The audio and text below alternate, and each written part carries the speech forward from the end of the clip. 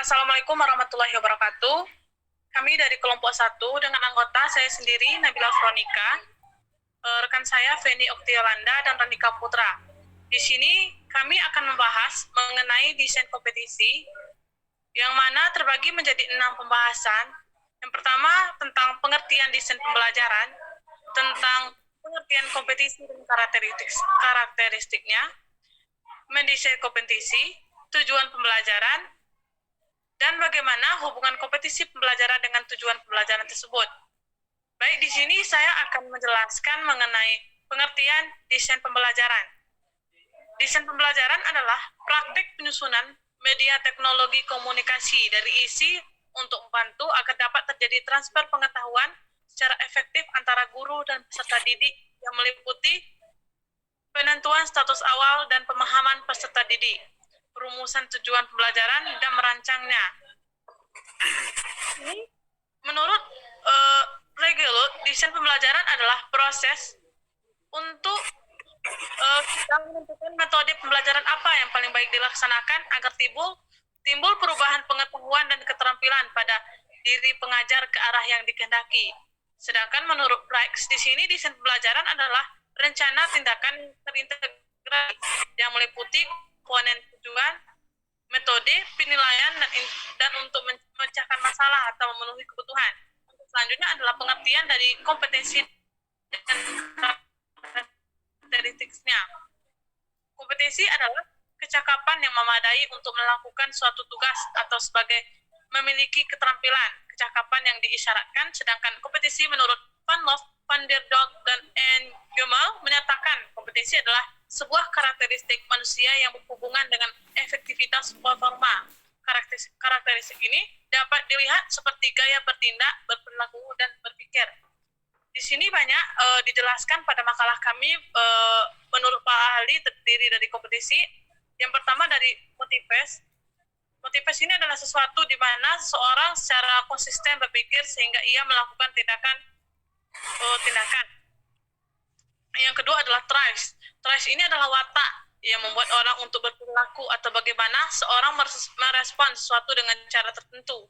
Yang ketiga adalah self-concept, adalah sikap dan nilai-nilai yang dimiliki seseorang. Sikap dan nilai diukur melalui tes kepada responden untuk mengetahui nilai yang dimiliki seseorang dan apa yang menarik bagi seseorang untuk melakukan sesuatu.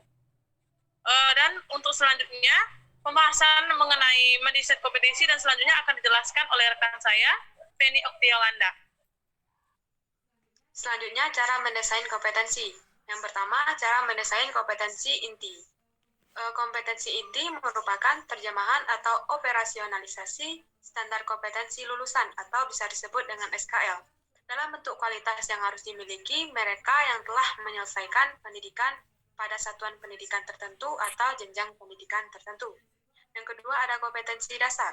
Kompetensi dasar merupakan jabaran dari standar kompetensi, yaitu pengetahuan, keterampilan, dan sikap minimal yang harus dikuasai dan dapat ditampilkan siswa atau mahasiswa. Dengan kata lain, kompetensi dasar adalah kompetensi-kompetensi pendukung atau penentu keberhasilan tercapainya standar kompetensi. Tanpa penguasaan kompetensi dasar, mahasiswa atau siswa tidak akan mungkin berhasil dengan utuh atau sempurna akan tercapainya standar. Selanjutnya, yang ketiga, indikator. Indikator adalah rumusan kompetensi yang lebih spesifik yang menunjukkan ciri-ciri penguasaan suatu kompetensi dasar atau subkompetensi. Selanjutnya, langkah-langkah perumusan kompetensi inti, dasar, dan indikator. Yang pertama, kompetensi inti dan kompetensi dasar. Langkah-langkah perumusannya, yang pertama yaitu guru memilih KI dan KD yang telah dirumuskan oleh BSNP. Yang kedua, untuk setiap mata pelajaran pemilihan KI dan KD harus disesuaikan dengan jenjang pendidikan, mata pelajaran, dan semester. KI dan KD yang diambil menjadi pedoman dalam mengembangkan komponen-komponen silabus berikutnya. Yang ketiga, ada langkah-langkah perumusan indikator. Yang pertama, menganalisis karakteristik mata pelajaran, keragaman kompetensi siswa, dan potensi sekolah. Yang kedua, jika perumusan KI dan KD-nya lebih menonjol, aspek keterampilan, maka indikator yang dirumuskan harus mencapai kemampuan keterampilan yang diinginkan. Baik, materi selanjutnya akan dijelaskan oleh rekan saya, Randika Putra. Baiklah, berikutnya saya akan menjelaskan tentang pengertian tujuan pembelajaran. Tujuan pembelajaran adalah perilaku yang hendak dicapai atau yang hendak dapat dikejarkan oleh siswa pada kondisi dan tingkat kompetisi tertentu. Beberapa ahli mengemukakan pengertian tentang tujuan belajar. Yang pertama itu ada tentang yang dikemukakan oleh Robert F. Mager. Dia mengemukakan bahwa tujuan pembelajaran adalah perilaku yang hendak dicapai atau yang dapat dikerjakan oleh siswa pada kondisi tertentu dan tingkat kompetensi tertentu. Itu menurut Robert F. Mager. Yang berikutnya ada pendapat tentang David A. Campbell dan kawannya A. Campbell menyebutkan bahwa tujuan pembelajaran suatu pernyataan yang spesifik yang dinyatakan dalam perilaku atau penampilan yang diwujudkan dalam bentuk lisan untuk menggambarkan hasil belajar yang diterapkan. Menurut Henry Ellington, bahwa tujuan pembelajaran itu adalah pernyataan yang diharapkan dapat sebagai hasil belajar. Dapat kita simpulkan pengertian tujuan pembelajaran itu adalah perilaku yang hendak dicapai atau sesuatu yang harus dicapai oleh seorang siswa untuk mendapat hasil belajar yang diharapkan.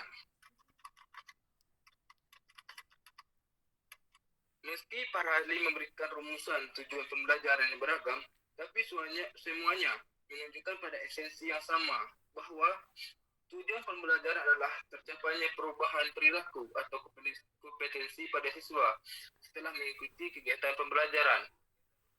Berikutnya, tujuan dirumuskan dalam bentuk pernyataan atau deskripsi yang spesifik. Yang menarik digaris bawahi yaitu dari pemikiran Campbell dan David A. Campbell bahwa perumusan tujuan pembelajaran harus diwujudkan dalam bentuk tertulis.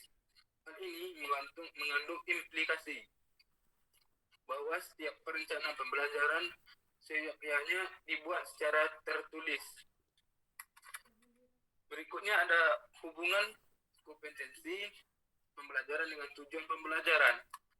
Dalam kurikulum yang berorientasi pada pencapaian kompetensi, tujuan yang harus dicapai oleh siswa dirumuskan dalam bentuk kompetensi.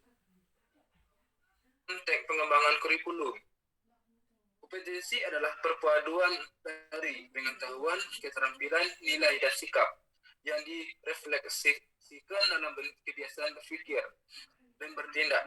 Seseorang yang telah memiliki kompetensi dalam bidang tertentu bukan mengetahui, tetapi juga memahami dan menghayati bidang tersebut yang tercermin dalam pola pikir dan perilaku sehari-hari. Dalam kompetensi sebagai tujuan, di dalamnya terdapat beberapa aspek yang pengetahuan, aspek pemahaman, aspek kemahiran, dan aspek sikap dan minat. Aspek pengetahuan berarti mengetahui tentang kompetensi-kompetensi yang dikuasainya. Pemahaman berarti dia memahami apa dari kompetensi yang sedang dia pelajari. Begitu juga kemahiran dan sikap dan minatnya. Minat, jadi dia itu meminati atau menyukai salah satu kompetensi yang harus dia capai.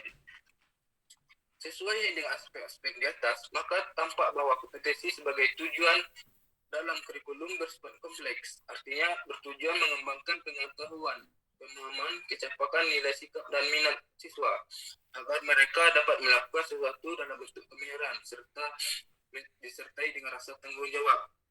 Jadi inilah pembahasan dari kelompok kami, kelompok 1. Lebih dan kurang kami mohon maaf. Kami tutup dengan billahi taufiq wal hidayah. Wassalamualaikum warahmatullahi wabarakatuh.